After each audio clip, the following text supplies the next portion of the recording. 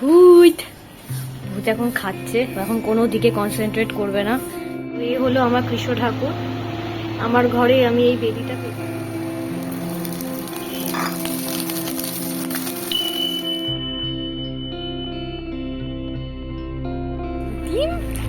Good morning, good morning মা, good morning.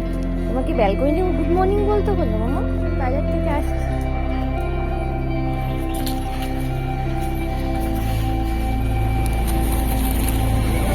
অনেক কিছু আছে এর মধ্যে, তো এখন বাজার থেকে ফিরছি।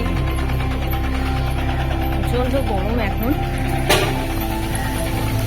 শীতকালে বাজার করতে খুবই ভালো লাগে, বাট গরমকালে একদম ইচ্ছা করে না। বাজারের ব্যাগটা ভীষণ ভালো। এটা হচ্ছে আমাদের কমপ্লেক্সে একজনের সামনে, একজনের বিল্ডিং এর সামনে এটা করেছে। দেখুন কি সুন্দর, সাইকেলের ওপর করে ফ্লাওয়ার বসিয়ে খুব সুন্দর ডেকোরেশন করেছে। তো ভাবলাম আপনাদেরকে দেখাই একটু। এখানকার এলিটের সবাই গাছপালার খুব যত্ন নেয়, আমার এটা খুব ভালো লাগে। এই বিল্ডিংটা এখন কালার হচ্ছে, আমাদেরগুলো জাস্ট রিসেন্টলি কিছুদিন আগেই হয়ে গেছে।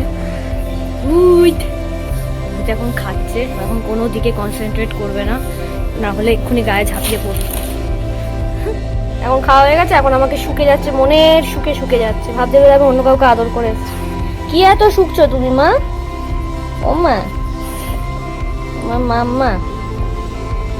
এই একজন পার্সনই আছে, একজন আর কি, যে নিঃস্বার্থভাবে ভালোবাসে।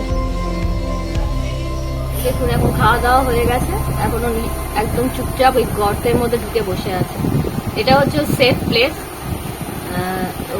ও সবসময় গরমকাল একটু কোজি জায়গা খোঁজে, একটু মাটিতে শুয়ে ঠান্ডার মধ্যে মাটিতে শুতে খুব ভালোবাসে। শীতকাল হলেই একমাত্র বেডে শোবে, না হলে সারা 12 মাস ও মাটিতে শুতে পছন্দ করে। পেটে ঠান্ডা লাগায় মাটির ঠান্ডাটা। আমার কৃষ্ণ ঠাকুর, আমার ঘরে আমি এই বেদিটা পেতেছি ঠাকুরের, মানে আমার ঘরে আলাদা থাকে, আবার বাইরেও থাকে, আমাদের ড্রয়িং রুমেও আছে, আবার মামুনির ঘরেও আছে। তো আমি কৃষ্ণ ঠাকুরের বেশি ভক্ত, তো সেই জন্য আমি এখানেও পেতেছি। আমি সব ঠাকুরেরই পুজো করি, কিন্তু আমি কৃষ্ণ ঠাকুরের ছোটবেলা থেকে কৃষ্ণ ঠাকুরের বেশি ভক্ত। হয়তো প্রশ্ন করতে পারেন যে আজ পুজো দিলাম আমি, আমার এখানে জায়গাটা ছোট বলে আমি নিচে ঠাকুরের এখানে লাড্ডু দিয়ে পুজো দিয়েছি, জায়গা বেশি নেই, তাই জন্য। ভীষণ গরম পড়েছে, তো রান্না বান্না করতে একদম ইচ্ছা করে না, বিশেষ করে গরমকালে। শীতকালে তাও ইচ্ছা করে, বাট গরমকালে একদম রান্না করতে ইচ্ছা করে না। তো শীতকালে আমি অ্যাকচুয়ালি রান্নাঘরে বেশি থাকতে পছন্দ করি। আমার এমনিতেও রান্না বান্না করতে ভালোই লাগে, লোককে খাওয়াতেও ভালো লাগে, কিন্তু ওই গরমকালে আমার একটুও ভালো লাগে না। মনে হয় যেন সবসময় এসিতে চালিয়ে বসে থাকি, যেটা যদিও সম্ভব হয় না সবসময়। তো যাই হোক, রান্না তো করতেই হবে। তো আমি অ্যাকচুয়ালি আমার হাজব্যান্ডের রান্নাটা আমি করি বিকেলবেলা, ইভিনিংয়ের রান্নাটা। তো আমি যেগুলো রান্না করি সেগুলো একটুখানি কন্টিনেন্টাল টাইপের বেশি যেগুলো হয় আর কি, সেগুলো আমরাই খাই, মানে বাড়ি অন্য কেউ খায় না, মানে আমার শ্বশুর শাশুড়ি খায় না।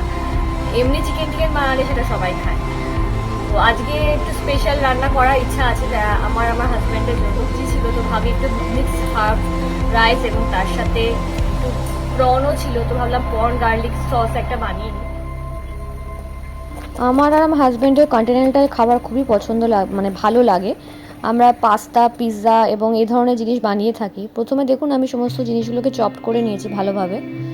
এবার কড়াইতে একটুখানি বাটার এবং একটুখানি অলিভ অয়েল দিলাম, এবং তার মধ্যে গার্লিক কুচি দিয়ে দিলাম এর মধ্যে, এবং ভালোভাবে একটুখানি নাড়িয়ে নিয়ে আমি এর মধ্যে একটু মিক্স হার্বস এর মধ্যে ঢেলে দিলাম, যাতে ফ্লেভারটা ভালোভাবে আসে।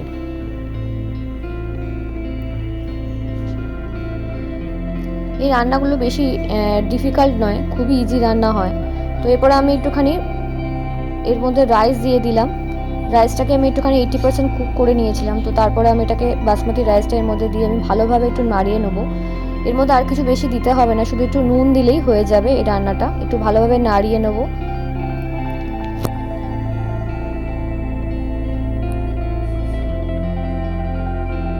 আর উপর থেকে আমি একটুখানি এর মধ্যে কড়াইশুঁটি দিয়ে দিলাম। আমি ফ্রোজেন কড়াইশুঁটি দিয়েছি, তো আপনারা যদি এমনি কড়াইশুঁটি দেন তো ওটা আপনারা আগে একটু বয়েল করে নিলে ভালো হয়। তো এরপর লাস্টে আমি একটু ড্রাইড পার্সলে দিলাম, যাতে ফ্লেভারটা আরও ইনহ্যান্স হবে। আমার মিক্সড হার্ব এখন রেডি হয়ে গেছে। এখন আমি প্রন বা গার্লিক সসটা করব। তো এর জন্য আমি ফার্স্টে ভেজিটেবলসগুলোকে একটুখানি ফার্স্টে একটু সটে করে নেব, তার সঙ্গে অনিয়নও দেবো। ভেজিটেবলসগুলো যদি আপনি 5 মিনিট হালকা বয়েল করে নেন খুব ভালো হয়, তাতে টাইমটা সেভ হয়। তো আমি তারপরে ক্যাপসিকামটাও দিয়ে দিলাম, তার ওপর প্রনও দিয়ে দিলাম। প্রনটা আপনি প্রথমেও দিতে পারেন, আমি পরে দিয়েছি। এবার ভালোভাবে এগুলোকে কিছুক্ষণ সটে করে নিলাম। এরপর একটু মিক্সড হাফ দিয়ে দিলাম, আবারও কিছুক্ষণ নাড়িয়ে নিলাম। এরপর ওপর থেকে একটু নুন দিলাম এবং গোলমরিচের গুঁড়ো। এবার আমি ভেজিটেবলসগুলোকে এভাবে তুলে রেখে দেবো এবং আবার কিছু অয়েল দেবো, একটু অলিভ অয়েল, এবং তার মধ্যে অল্প একটু বাটার দেবো। এখন আমি গার্লিক সসটা বানাচ্ছি। এর মধ্যে গার্লিক দিয়ে দিলাম, কুচি করে রাখা গার্লিক, এবং ভালোভাবে একটু নাড়িয়ে আমি এর মধ্যে একটু ফ্রেশ ক্রিম অ্যাড করব। ফ্রেশ ক্রিম থাকলে রান্নাটা খুব তাড়াতাড়ি হয়ে যায়, না হলে আপনাকে হোয়াইট সস বানাতে হলে আপনাকে একটুখানি এর মধ্যে ময়দা অ্যাড করতে হয়। আমি হোয়াইট সস বানাচ্ছি না, আমি ফ্রেশ ক্রিম দিয়ে পুরো রান্নাটা করে নেবো। এরপর ফ্রেশ ক্রিম দেওয়ার পর আমি ভেজিটেবলসগুলো এর মধ্যে দিয়ে দিয়ে কিছুক্ষণ নাড়িয়ে নেব।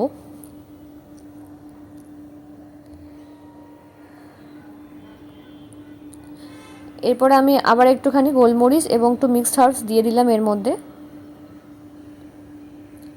এরপর একটা স্লাইস চিজ আমি একটুখানি টুকরো করে কেটে এর মধ্যে দিয়ে দিলাম,